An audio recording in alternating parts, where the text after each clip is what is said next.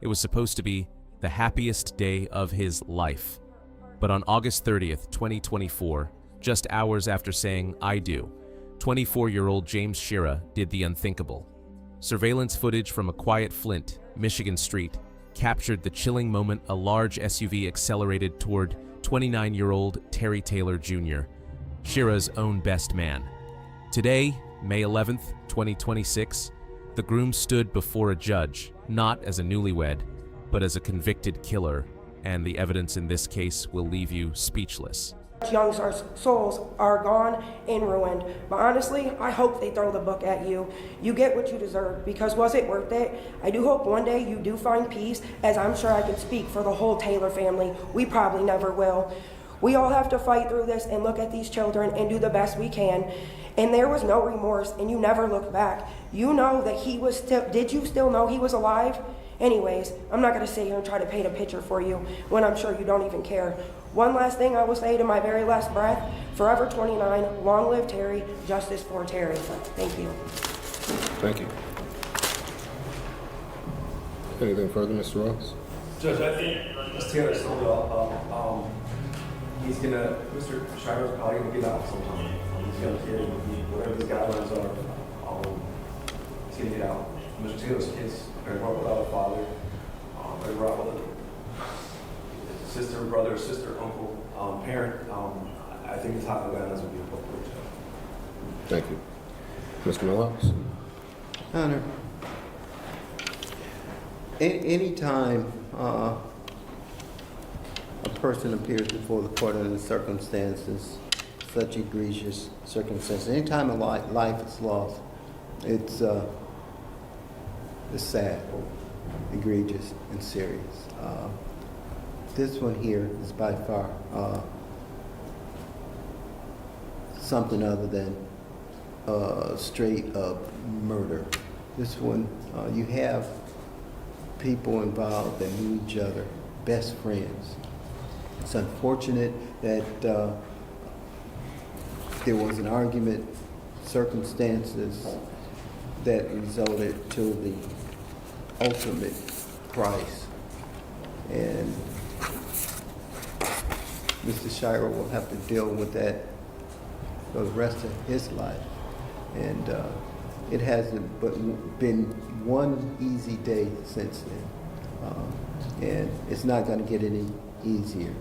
The facts are what they are, but it doesn't give cause for the court to go and sentence toward the high end of the guidelines. If that's the case, I would say when you're dealing with guidelines and trying to figure out where you should fall, anytime you're dealing with a murder case or loss of life, you can't undo it, so you might as well sentence. Don't even have a range. Just keep it at the high end, whatever that could be, life, 20 years, 30 years, 40 years. That's why you have this. And if you take the totality of these circumstances into perspective and weigh them, and there's just no way that if we're allowing the range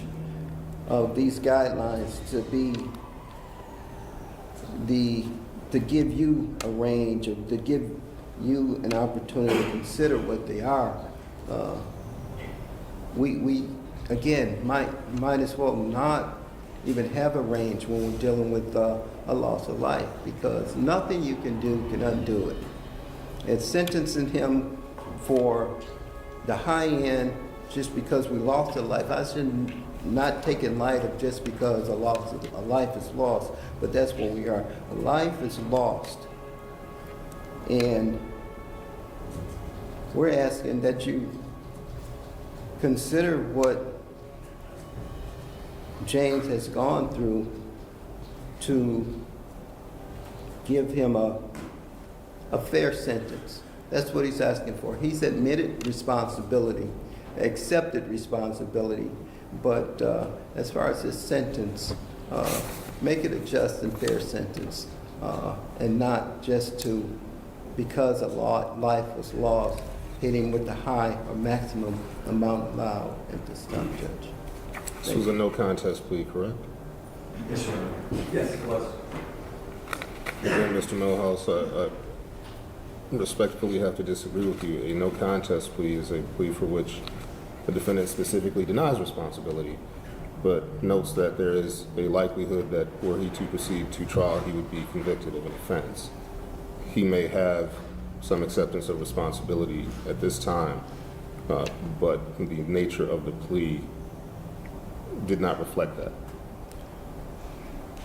Can I say something? Yes, please.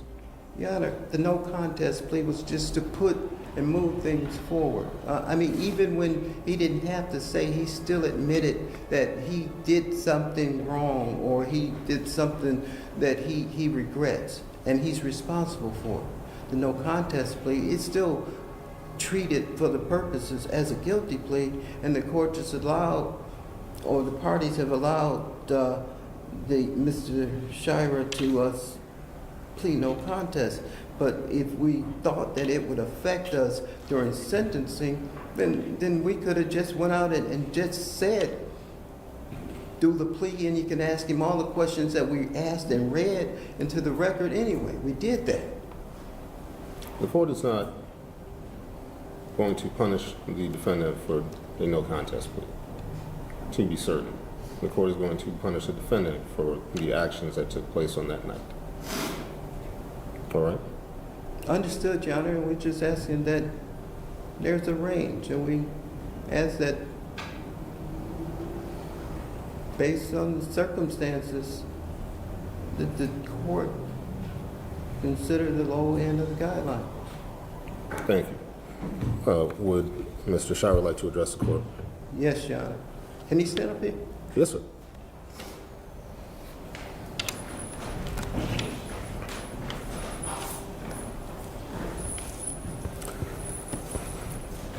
Mr. Shirah, can I have you raise your right hand? Do you swear or affirm the testimony you provide today is the truth, whole truth, and nothing but the truth? Yes, Your Honor. State your name, please. James Shirah. Thank you, Mr. Shirah. What would you like to say? As everyone knows me, as the crime that was committed on August 30th, 2024, I understand that that would be the face of me for the rest of my life. But prior to that,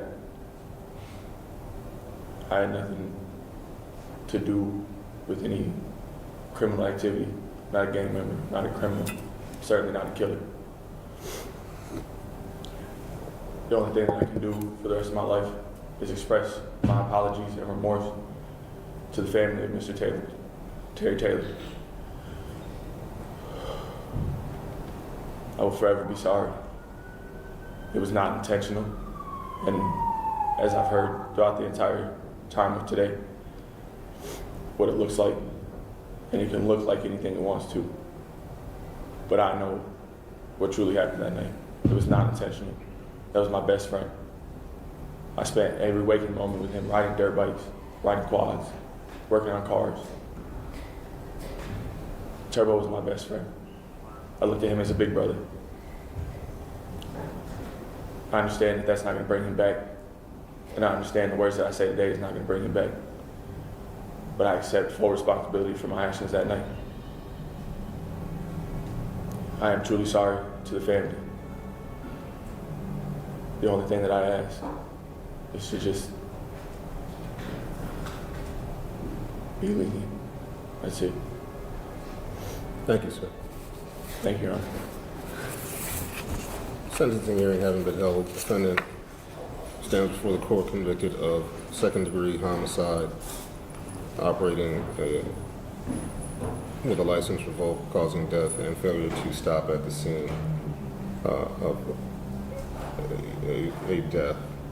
There is no prior juvenile record, no prior misdemeanors, no prior felonies. Mr. Shirah, I believe that you are not a criminal. You are, however, a killer. The charge that was brought upon me today and the charge that I put out today does not define my name. It does not define me as a man. It will not define my future. Sir, the fact that there is a person who is no longer, don't interrupt, the fact that there is a person who is no longer here means that you are a killer. You killed someone.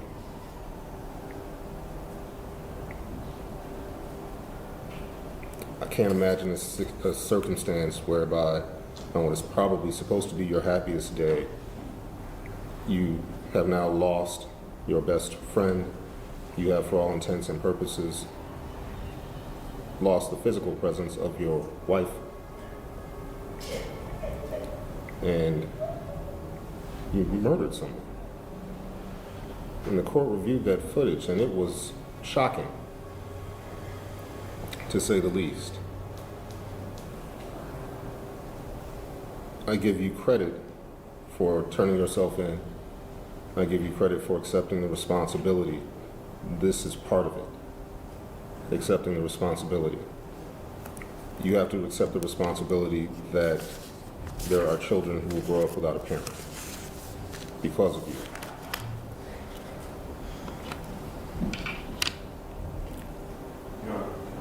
You may. I take responsibility for that. And I will, as long as I live on, his name will continue to live on, just like along with their family. Like I said, will express the most remorse and apologies to the family for the rest of my life. For the rest of my life, I'm completely indebted to them. The only thing that I ask is don't go above the 225 months, please, Your Honor. Thank you.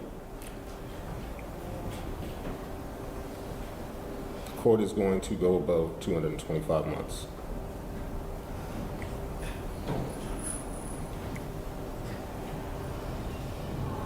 You cannot take back what happened. I believe that you will regret it for the rest of your life. I believe you will be sorry for the rest of your life. Your attorney indicated that you will have to live with this for the rest of your life. The key word in that sentence is live. There is someone who is no longer living. And this is the period at which, I suppose you could say, you man up and take that. Take it. Yes. I take it, but as I said, it was not on purpose. It was not intentional. I don't believe that you set out that morning seeking to kill someone. I didn't seek out at that moment to kill anyone either. We disagree. I came back to pick my family. You should have done that. Sentencing hearing having been held, defendant stands before the court. No prior felonies, no prior misdemeanors, 24 years of age. This is a homicide, sir. The grace that you were shown, or that you're asking the court to show, was reflected in this matter being amended to second-degree murder and not open murder, for which you could have served a sentence of life without parole. You will get out. You will be, you will have lots of time left in your life. Simply put, the victim in this case doesn't have that. And that has to be, there has to be a consequence. You are sentenced to 30 years to life with credit for 618 days. You will receive credit for 618 days. There is a crime victim rights fee of $130 and $204 state minimum cost. There is restitution, Mr. Ross. Let's move, Judge. If something comes up, I will notify the court, but I've asked the family, they don't think we have anything. I think, You're asking that? so there will be a restitution. I'm sorry, there won't be? There won't be, Judge, no. All right. The court will not address restitution. Presumably, if there is an issue, that will be handled by other means. Counsel approach.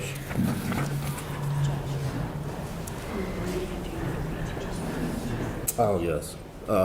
Strike that. Amending the sentence. The court cannot issue a 30 years to life sentence. The court will issue a sentence of 30 to 40 years. Again, credit for 618 days. I'm handing your attorney your notice of appellate rights, Mr. Shirah. You'll sign one copy. That copy will come back to the court. You'll keep the other for your records. Is it 30 to 40, or I didn't hear what you said. 30 to 40, yes. I think we have to do. We have to do more. Do 2/3. Yes. 45.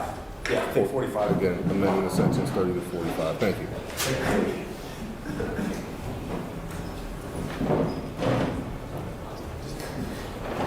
And with respect to count 2 and count 3, the court will sentence as to count 1, 10 to 15. I'm sorry, count 2, 10 to 15 years. Count 3, 10 to 15 years. With credit for 618 days on all counts to be run concurrent.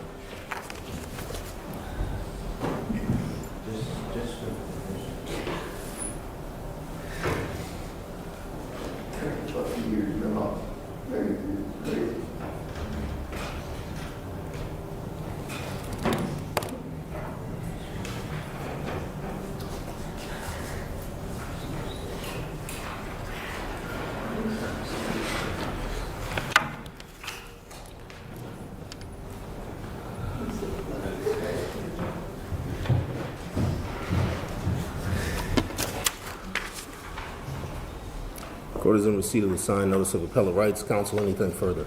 Nothing else on the Judge. Thank you. Judge, Miller? a couple of corrections on the pre-sentence investigation report. First page and anywhere where it says appointed or retained, I am retained, and the other one is on the front page, it says defendant's name, Shirah James Stephen. It should be Shirah James Douglas. No objection, Judge. Court will adopt those changes. Anything further, Mr. Millhouse? No, Your Honor. Thank you. James Shirah sobbed as he was sentenced to 30 to 45 years in prison. His bride, Savanah, faces her own sentencing as an accessory on May 26th. A wedding that ended in a funeral, a friendship that ended in a cell. This is the reality of justice in 2026. Case closed.